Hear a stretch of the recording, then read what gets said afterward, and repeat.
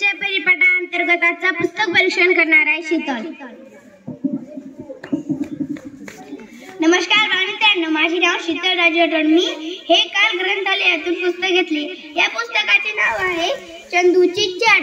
हे नाव ऐकताच माझ्या तोंडात पाणी आलं की चंदूनी चाट कशी केली असेल।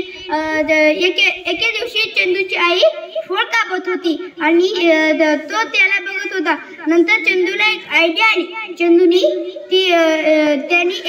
चंदूने ते फळ कापताना आईला म्हणाले, आई हे फळ तू थांब, मी कापतो। नंतर त्याची आई बाहेर गेली। त्याची आई बाहेर काम करायला गेली। चंदू त्याच्या डोक्यात वेगळेच विचार येत होते। नंतर त्याने केळी कापली, सफरचंद कापले, पपई कापली, द्राक्ष तोडून घेतले आणि त्याने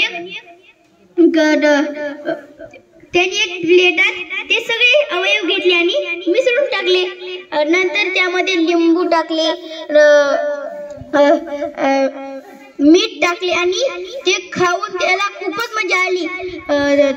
ते बघून माझ्या पण तोंडात पाणी आले। हे पुस्तक मला खूप आवडलं आणि या